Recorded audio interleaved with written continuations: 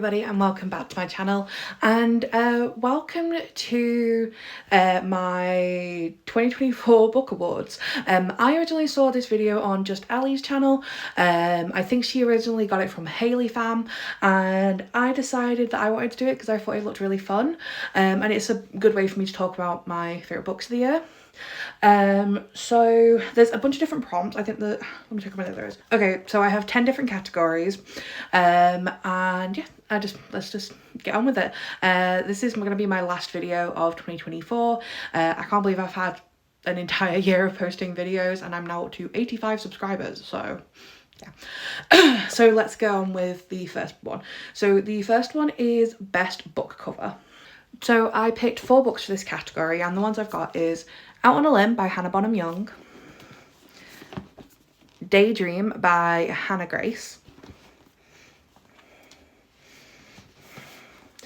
The Way I Used to Be by Amber Smith, and Heartbones by Colleen Hoover. I love all of these covers for different reasons. I think I just love the aesthetic of them and everything. But I think my favourite one is going to probably have to be Heartbones by Colleen Hoover. I don't know what it is about this cover. I think I love all the colours on it. I just love the meaning behind the cover, and when you read the book you kind of know the meaning behind the cover. And yeah, no, there's just something about it that kind of throws you off what the book is about, but then when you read it, you realise it is connected as well. And yeah, I really like it, and I really like the colours, and I think it's just honestly a beautiful cover. Okay, so the next category is best plot twist, and the books I picked for this one are A Court of Mist and Fury by Sarah J Maas, Crown of Midnight by Sarah J Maas, Queen of Shadows by Sarah J Maas, and Keeping 13 by Chloe Walsh. And the winner for this category is honestly probably going to have to be Crown of Midnight. The thing that happens at the end of this book, I was not expecting, and I was like, excuse me? I was not expecting that plot twist at the end of this book. But I really loved it. I love this series, and I can't wait to finish it in the new year because I'm obsessed. But you know, I was not expecting the plot twist at the end of this book, and I think this is definitely the winner of this category. Okay, so the next category is best banter. Now, this is something that's very important to me because I love banter between characters. So the books in this category are Icebreaker by Hannah Grace, The Score by Al Kennedy, The Chase by Al Kennedy, and Out on a Limb by Hannah Bonham Young. And the winner is going to have to be this one, Out on a Limb. The banter between Win and Bo is just top tier. It is honestly the thing that made me fall in love with this book from the start. This book is obviously my favourite book of the year. I absolutely adore it. So yeah, the banter between the 2 main characters in this book is just absolutely phenomenal, and I absolutely adore it. And I think that everyone should read it.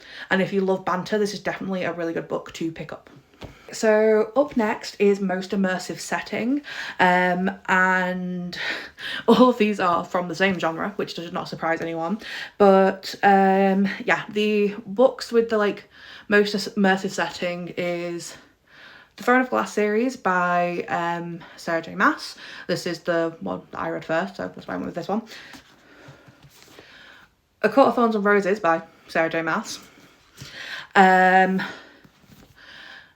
The Crimson Moth by Kristen Cisorelli, I think her name is. I don't know if I'm pronouncing that right. I always think I am, but I'm probably not.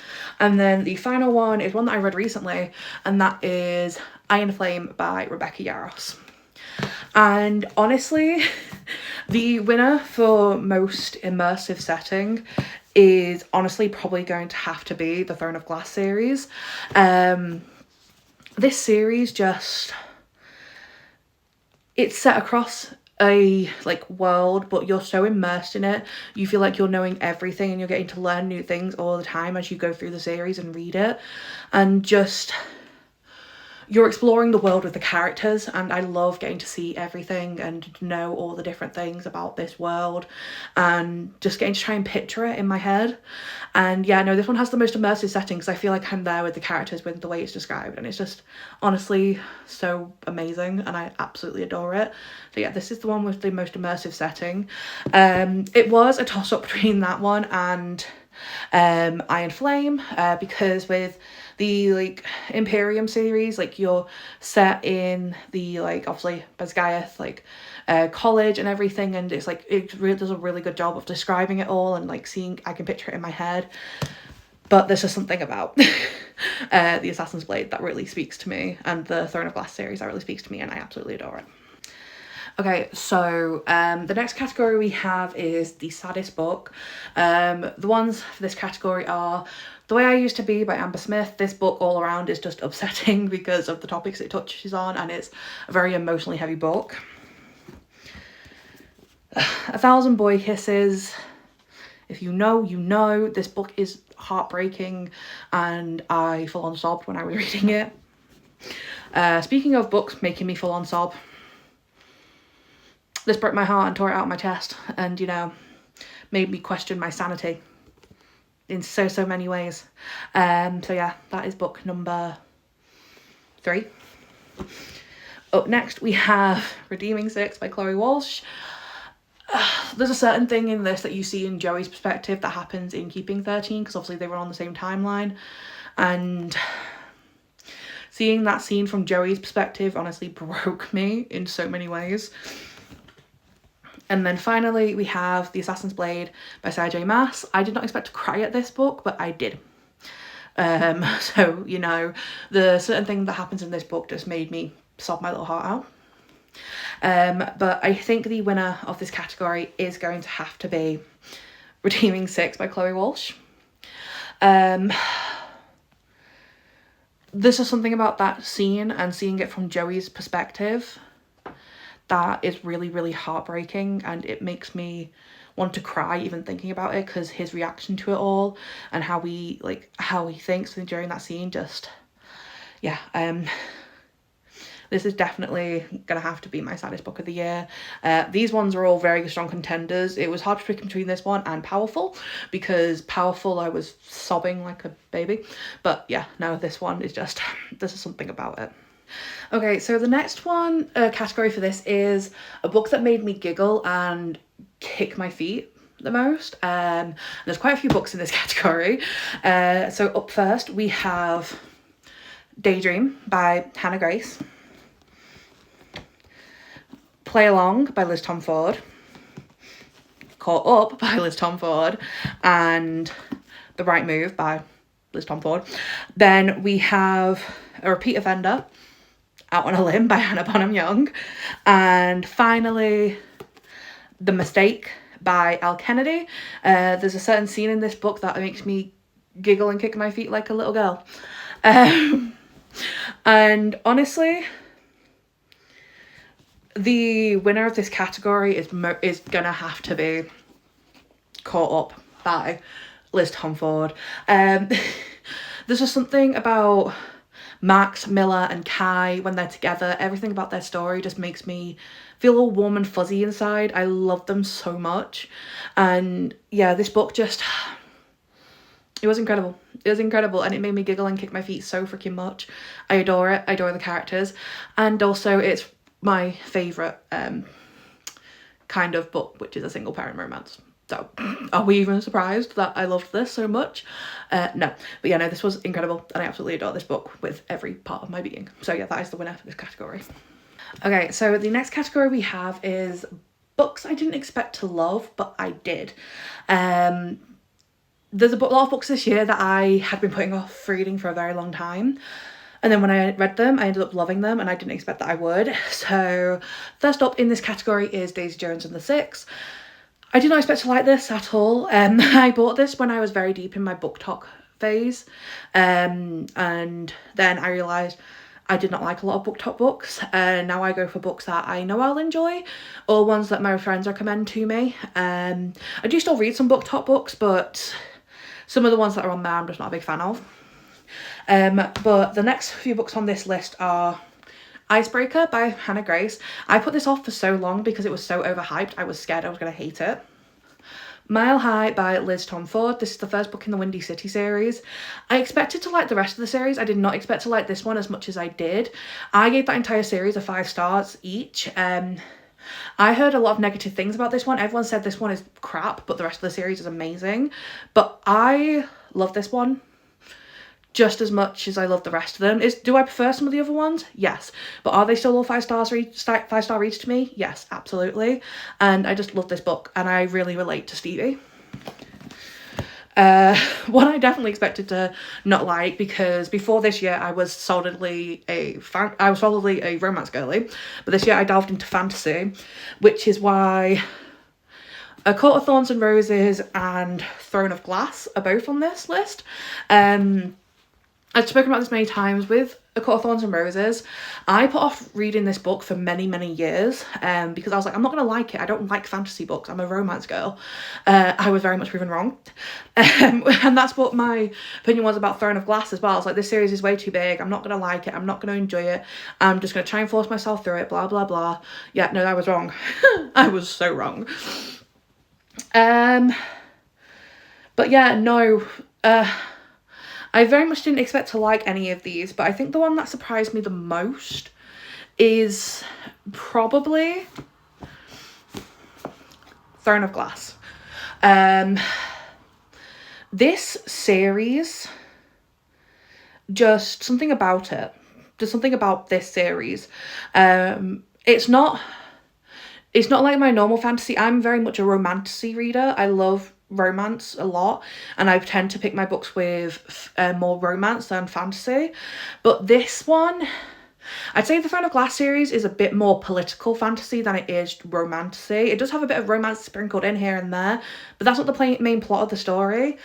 And yeah, no, I just adore this series now, and I adore the characters, and I adore the world, and I'm so glad that I finally read it. So yeah, this is something that I definitely did not expect to love, but I ended up absolutely loving with my entire being. So yes, that is the winner for this category. Okay, so the next category is most underrated book. These may not be underrated, they're just I just haven't seen them in a lot of places. Like, for my first one on this list, we have Heartbones by Colleen Hoover. And that is because when a lot of people talk about Colleen Hoover, they seem to, from what I've seen online, they seem to mainly talk about, like, It Ends With Us and Verity. I've not seen many people talk about Heartbones, and this one is so amazing. I love this book with every fibre of my being. I honestly really love Colleen Hoover's writing and her books, and I've genuinely enjoyed every single one I've read. So that is the first one. But I remember, this is like just because I've not seen them personally online. Up next is The Way I Used to Be by Amber Smith. I've never seen anyone talk about this book. The only reason I found out about this book is because of Em. She was reading it and I saw her cry at it, so I was like, oh, I need to buy it then. I need to buy it. So yeah, and this book is a 5-star to me because it's amazing and heartbreaking. Next is The Crimson Moth by Kristen Cicerelli. I've not seen anyone talk about this book really until recently, if I'm being completely honest. I've seen a couple of YouTube videos with it in. I read it for a book club I was in, and I adore it. And I think it's amazing. And it's like such a unique magic system that I've not seen anywhere else, and I just think it's so good. And then the final two, these series aren't underrated, but these books are underrated in the series. So first we have The Goal by Elle Kennedy. This is the 4th book in the Off Campus series. I adored this. This is a lot of people's least favourite book. I think it's amazing. I think it's incredible. I love the characters. I love the tropes. I just love everything about this book, and I gave it a 5 stars. And I was not expecting to love this because of how much a lot of people seem to not like it. And then finally, Hopeless by Elsie Silver. This seems to be people's least favourite in the Chestnut Springs series. I adored this. I think this is honestly one of my top 2. I'm not sure which is my favourite. I need to do like a full in-depth video of my favourites in this series. But yeah, no, this is like in my top 2. I absolutely adored this story. I love Bo and Bailey. I just think they're so incredible. I love their characters and I love their love story and everything about it. So yeah, and I honestly think this is like a really underrated book. And I think the winner is honestly going to have to be Hopeless by Elsie Silver, just because I think this one is slept on in the Chestnut Springs series. I think it's absolutely incredible. Like, I always see people talk about like Reckless and also like Powerless and those books, and I genuinely enjoyed this entire series, but this one honestly I think is my favorite. I'm not saying that definitely, but it is definitely in my top 2, like I said, and I think this is like a very underrated book in that series. Okay, so we're on the second to last category. This one is most badass female main character. So the books we have is Redeeming Six by Chloe Walsh. Aoife is a badass and she is a queen and everyone should love her. Win from Out on a Limb. Kennedy from Play Along by Liz Tomford. She is a badass. You cannot convince me otherwise. She is fighting for what she wants and she is not afraid to stand up to people. A Court of Wings and Ruin, Feyre, queen, absolute queen, and she is an icon. And also Mort and Amren, and yeah. And then finally we have Assassin's Blade, because obviously Celaena Sardothien, she is the most badass bitch you'll ever meet. And this one is very hard for me, but I think even though this is a repeat winner, we're gonna have to go with Assassin's Blade. We're gonna have to go with Celaena Sardothien. She is the most badass queen in the world. In the world. She's so badass. I love her so much. And I think she is just honestly one of the most badass FMCs I've ever read. And I can't wait to read the last 2 books in her series. Okay, so the last category for this video is favourite couple. And there's a lot of books in this category because I have a lot of favourite couples from this year. So up first we have The Chase. I love Summer and Fitzy so much. They're incredible. Daydream. There's just something about Henry and Hallie. This is my favourite book in the Maple Hills trilogy. And yeah, I love them so much. The Mistake by Elle Kennedy. This couple is my favourite couple in the off-campus universe, and I love them with my entire being. Hopeless by Elsie Silver. Like I've said before, I love Bo and Bailey. I think they're amazing. Redeeming Six by Chloe Walsh. Joey and Aoife are iconic, and they are such an amazing couple, and they bring out the best and the worst in each other, but they're so good. Out on a Limb by Hannah Bonham Young. If you know, you know. I love Bo and Win with everything in me. A Court of Silver Flames by Sarah J Maas. I'm obsessed with Cassian and Nesta. There's just something about that duo that is iconic as hell. And then, oh my god, my pile's looks like it's about to fall. And then the final one is Keeping 13 by Chloe Walsh. Something about Johnny and Shannon. Johnny and Shannon. Oh, my babies, my babies. They're just, there's just something about this goddamn couple. Okay, and if you couldn't tell from my reaction, my favourite couple is Johnny and Shannon. Oh my god, I love all the couples I mentioned. They are iconic, but there is just something about Johnny and Shannon that makes me want a love like this.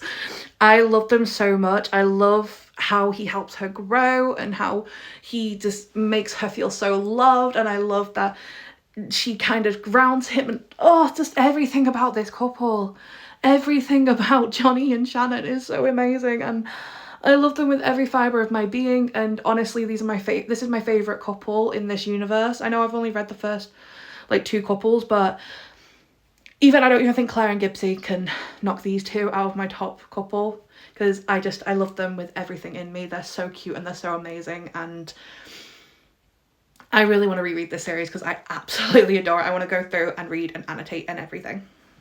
Okay, so that is it for my 2024 book awards. I think I want to do this again next year just because I really enjoyed it, and I really enjoyed talking about the books in the different categories.